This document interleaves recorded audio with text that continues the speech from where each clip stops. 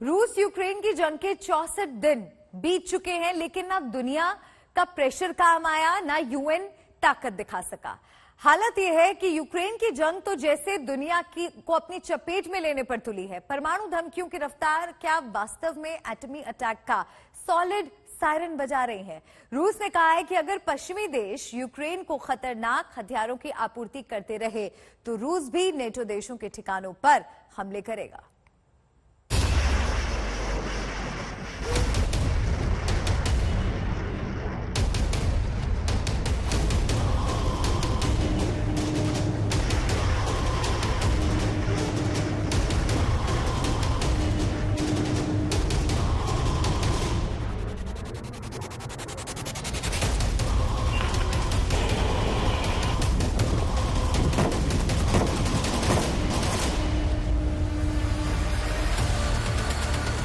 दो महीने से यूक्रेन की जमीन पर सैकड़ों टन बारूद फूंक गया।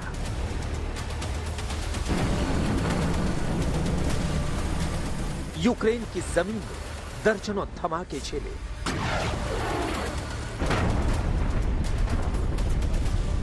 यूक्रेन के शहरों पर गिरती सैकड़ों मिसाइलों ने तकरीबन आधे यूक्रेन को खंडहर में तब्दील कर दिया।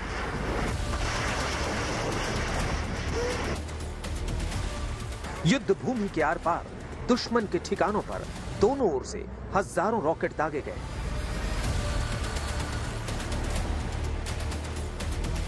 दोनों ओर से हजारों सैनिकों की मौत हुई, बेहिसाब लोग मारे गए। लेकिन 2 महीने के बाद भी यूक्रेन का युद्ध किसी अंजाम तक नहीं पहुंच सका। 9 हफ्तों से रूस का मुकाबला कर रहा यूक्रेन अगर झुकता नहीं तो उसके पीछे है पूरे पश्चिमी कुनबे की ताकत।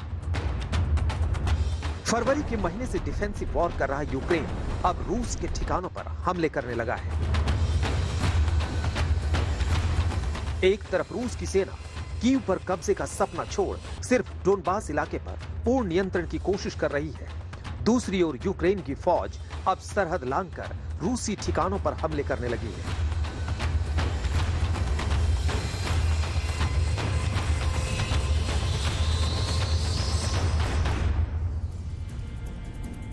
रूस के बेलगोरोद से लेकर लुहांस्क के इरमिनो तक रूसी सेना के हथियार डिपो में कहीं धमाके हो रहे हैं तो कहीं पूरा डिपो ही फूंक दिया जा रहा है।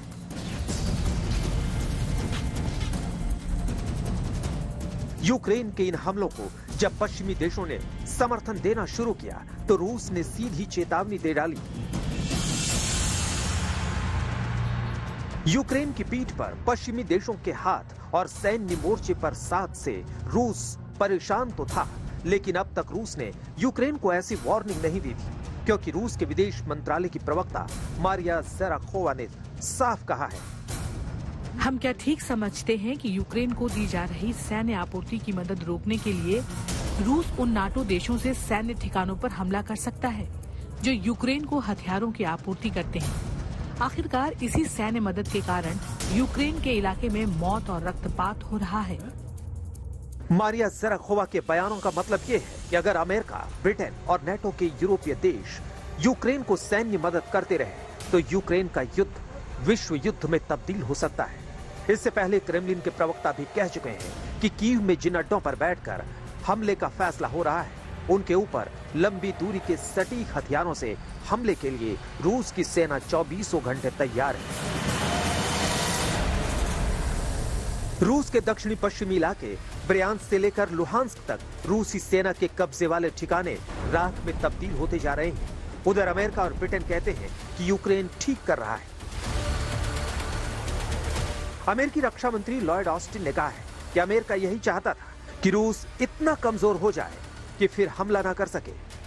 ब्रिटेन के armed forces minister James hippie ने कहा है कि यूक्रेन अगर रूस के ऊपर ऐसे हमलों में ब्रिटिश हथियारों का इस्तेमाल करे तो नाजायज नहीं होगा।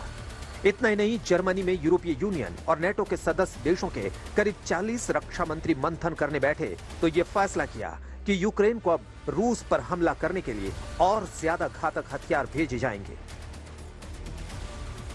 पश्चिमी देशों के ऐसे ही रुख से भड़के रूस ने अमेरिका, ब्रिटेन और नेटो के दूसरे सदस्य देशों पर हमले की सीधी चेतावनी दे डाली।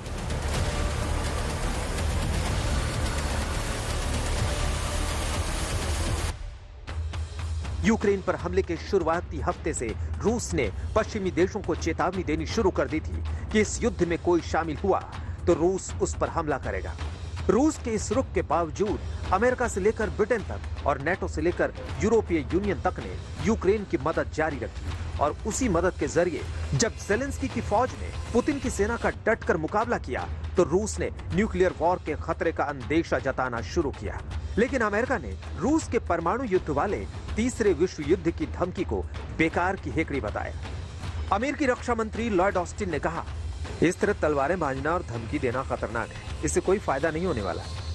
कोई नहीं चाहता है कि न्यूक्लियर वॉर हो, इस युद्ध में हर कोई हारता है। अमेरिका की ओर से यह बयान रूस की उस चेतावनी के बाद आया था जिसमें रूसी विदेश मंत्री सर्गेई लावरोव ने कहा था कि पश्चिमी देशों से होने वाली आर्म्स सप्लाई से थर्ड वर्ल्ड वॉर का खतरा बढ़ता जा रहा है। और अब जब रूस की ओर से नेटो देशों के ठिकानों पर हमले की वार्निंग दी गई है तो रूस की वो चेतावनी और गंभीर लगने लगी है, जिसमें यूक्रेन का युद्ध यूक्रेन की सरहद से बाहर तक फैलने का खतरा दिख रहा है। आज तक ब्यूरो।